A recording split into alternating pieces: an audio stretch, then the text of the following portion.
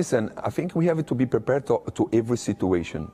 Yeah, we still things to do. The transfer window it's open, and again, the most important thing is to be prepared for everything, every scenario, because opportunities can happen. On today's show, ladies and gentlemen, we'll be talking about a lot of stuff, and Edu's interview where he discussed the Zinchenko transfer and why he wanted to go after Zinchenko, in addition to Gabriel Jesus and the connection he had with Gabriel Jesus. We will also go on the inside of talking about Rafinha's deal and what happened with the Rafinha deal. He also made comments the other day about Lucas Paqueta. We'll get onto that. Arsenal is also heavily linked to Cody Gakpo, and we're going to also discuss Arteta, Nicholas.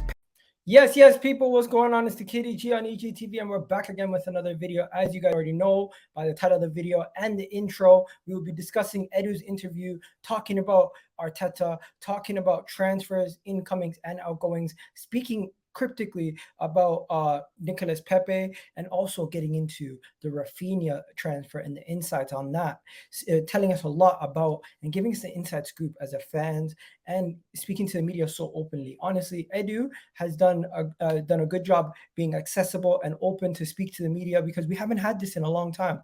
And I really like the fact that he did it last year and he's doing it again this year. And what we're going to do in this video, we're going to go through his interview. We're going to break down some parts of the interview, and then we're going to get into the transfers and everything else on the back end of the show. So leave your questions for the transfers on the back end of the show. Let me know right now what you thought about Edu's interview, and give me your thoughts on Edu's interview in the comment section right now. We already have a bunch of you guys in the chat letting you guys know. Hit that like button, hit that subscribe button if you've gotten this far on the playback or you're watching live.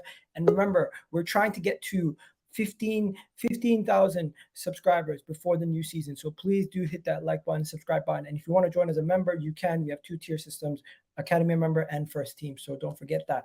But yeah, let's get the show started. I got my guy, Nigerian English. This was the first quote that they asked him. So they asked Edu about Jesus, and his response on Jesus was, "We as a club are very proud to have a player like Gabriel Jesus here." Edu revealing Arsenal's pursuit of Gabriel Jesus over the last 7 months, actually. So yeah, that was the opening conversation, speaking about Gabriel Jesus and how we signed Gabriel Jesus and how happy he was that we signed Gabriel Jesus.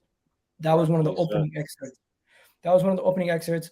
Very straightforward. Of course, he's going to say that one, but we get that, right? Then you have the situation here where managing the situation with the players and the new club. Most importantly, we make players understand why they are here and why he needs to go.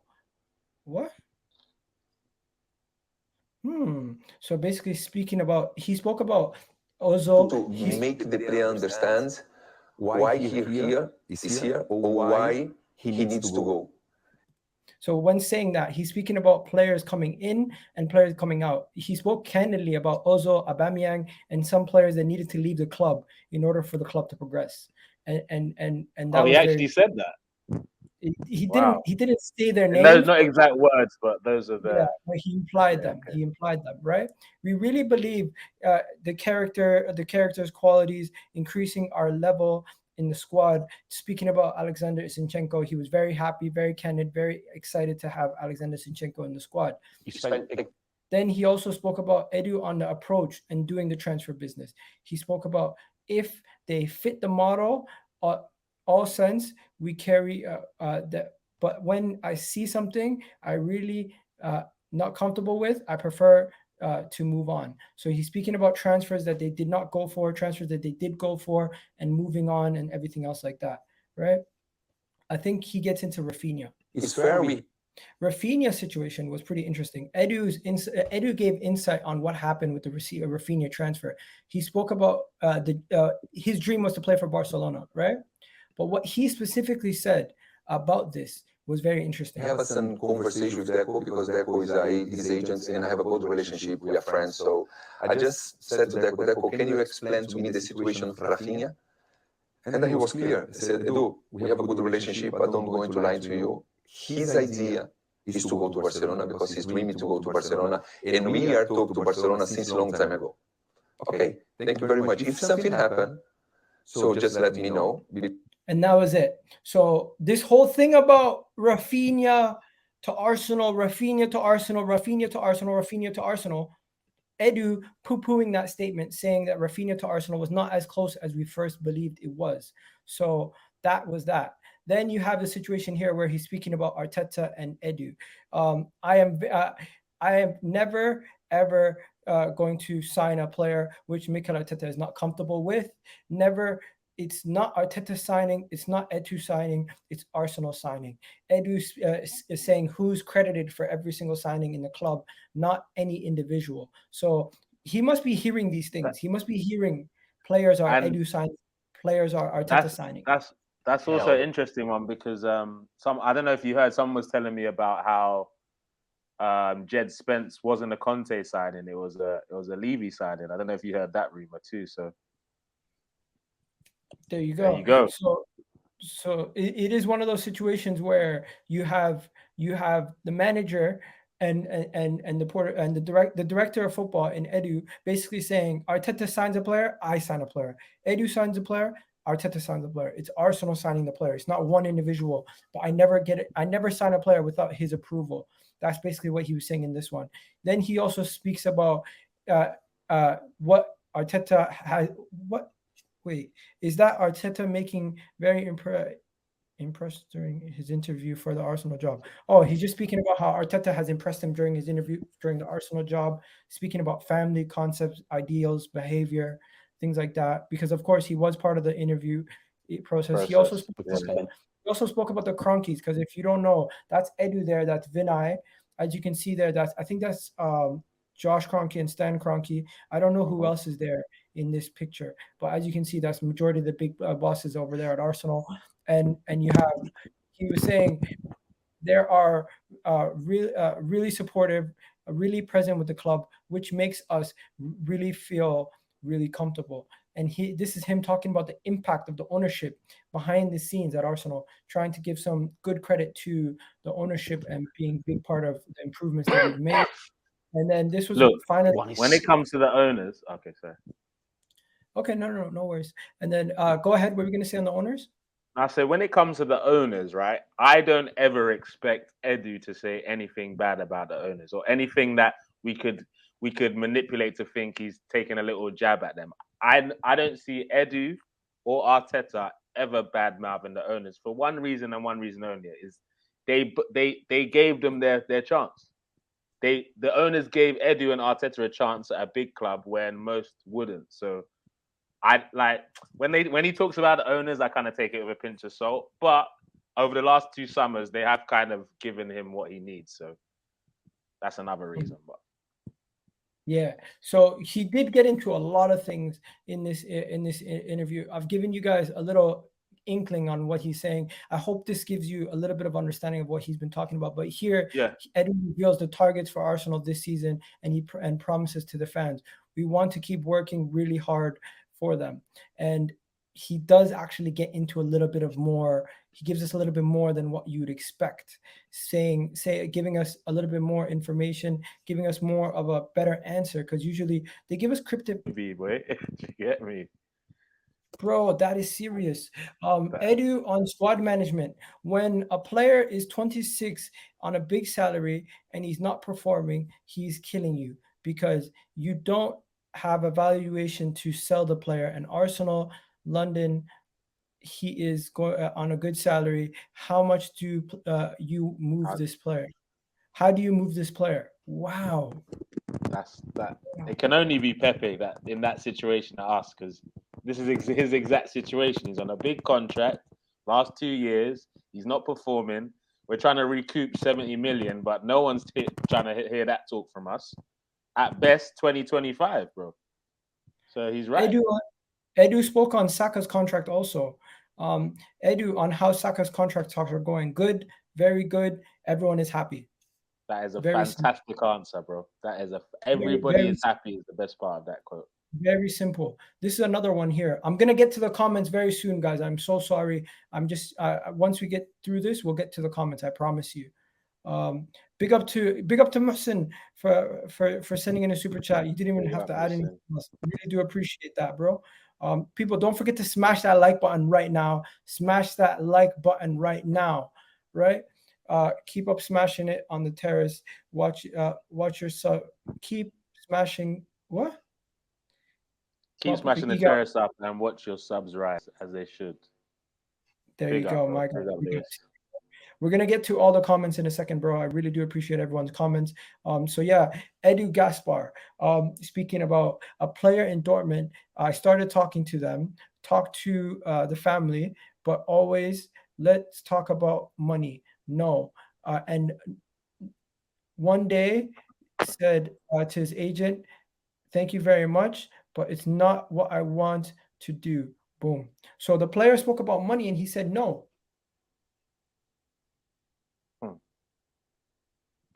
No, it wasn't even the player. I think it's the agent. Go up. So basically, yeah. Let me read. Let me get so I started to talk to them and talk to their family, but always, no, let's talk about. I think the agents were like saying, nah, let's talk about money. Eddie was trying to speak to their family, find out their situation, but they were just focused on the money. That only sounds like one group of people there. I don't want to throw a name in, but that sounds like Haaland's people there, bro. You think so? It sounds like Haaland's people when it comes to money. Who else could it be at Dortmund that could be talking money first? I'm just thinking. Do you think we ever spoke to Haaland? That would be interesting. On Arsenal's ambitions. Wow. I'm sorry, but we have to be realistic. There's City, Liverpool, etc. That's fine. I accept that. But when you are our size, we can't accept it. That's what I like to hear. That's what I like to hear. Edu on Arsenal's ambitions, he's saying the right things. For sure. This is definitely going a lot better than his last interview. Fact. Listen to this. We're not fighting. We're not building to fight for fourth, people. We're building to fight for first. That's what I like to hear. Okay. Talking about the business this summer. You need a squad with an attitude, that want to kill someone. What? Nah, basically he's saying you need a squad with an attitude, like that player that's like, I want to kill someone. You know what I mean? I don't lose that game. I will kill someone, but I don't lose that game. And it's true.